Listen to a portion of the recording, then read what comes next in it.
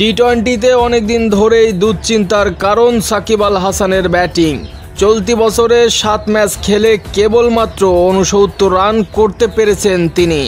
যদিও তার বোলিং বরাবরের মতো দলের জন্য শক্তিশালী আস্থার জায়গা বলে মনে করেন বিশ্লেষকেরা, কিন্তু ইদানিং ধরে বল হাতেও সময়টা ভালো কাটছে না তার।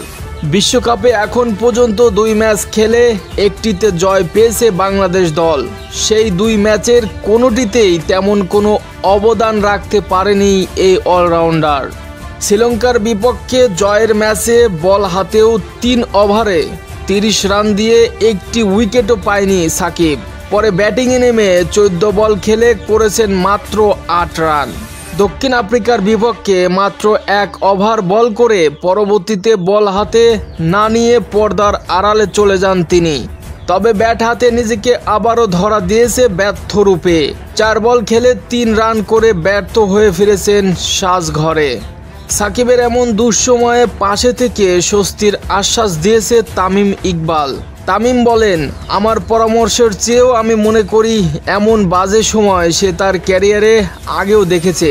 তার প্রচুর অভিজ্ঞতা আছে এবং আমি অনেকটাই নিশ্চিত যে ভালোভাবেই ফিরে আসবে সাকিব। সে বাংলাদেশের অনেক বড় একজন খেলোয়াড়। সাকিব দলের জন্য অনেক কিছু করেছে, এছাড়া ব্যক্তিগতভাবেও অনেক কিছু তিনি অর্জন করেছে। শেষ 1 বছর ধরে সে অত বেশি রান করতে পারছে না, তবে আমার পুরোপুরি বিশ্বাস আছে যে ব্যাট ও বল দুটো বিভাগেই অবদান রাখার জন্য সে কোনো একটা উপায় খুঁজে বের করবে। তো দর্শক, তামিমের এমন ইতিবাচক সুন্দর মন মানসিকতা আপনার কাছে কেমন লেগেছে?